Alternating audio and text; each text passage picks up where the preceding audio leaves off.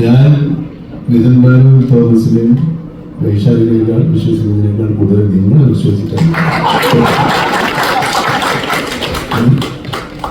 അല്ലാതെ എനിക്ക് ഇവരും ഞങ്ങളൊക്കെ നിങ്ങളെ വിശ്വസിച്ച് വരുന്ന കാരണം ഇത് പ്രേക്ഷകർ സ്വീകരിക്കുമെന്നാണ് ഞാൻ ഉൾപ്പെടെയുള്ള എല്ലാ സിനിമാ പ്രവർത്തകരും വിചാരിക്കുന്നതും അങ്ങനെയാണ് അറിയത്തിരിക്കുന്നത്. ചിലരുടെയൊക്കെ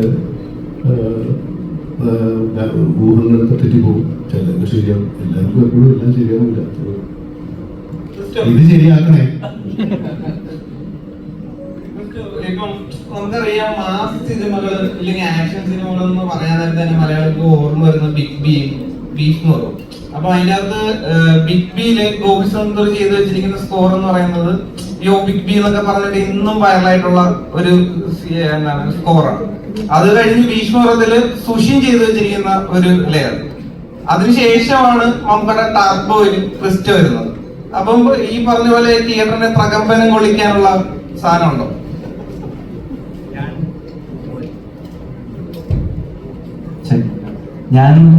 ഞാൻ ആദ്യം ഫേസ് ചെയ്ത ഇഷ്യൂ എന്ന് വെച്ച് കഴിഞ്ഞാൽ ബ്രഹ്മയുഗം അത്യാവശ്യം സ്പേസ്ഡ് ഔട്ട് ആയിട്ട് സൗണ്ട് സ്കേപ്പും പരിപാടികളും മാക്സിമം എലമെന്റ്സ് കുറച്ച് ആ ക്ലാസ് മെയിൻറ്റെയിൻ ചെയ്ത് ചെയ്യാനാണ് ശ്രമിച്ചത്. നേരെ എക്സ്ട്രീം അറ്റത്താണ് ഇപ്പുറത്ത് ടർബോ വന്നത്. അപ്പൊ ആദ്യം ഞാൻ വൈശാഖിനോട് പറഞ്ഞു, ചേട്ടാ എനിക്ക് കുറച്ച് ടൈം തന്നെ, ഞാനിത് ദ്രവ്യത്തിൽ നിന്ന് ഇറങ്ങി ഇതിലോട്ട് കയറാനുള്ള ടൈം തന്നെ എന്ന് പറഞ്ഞു.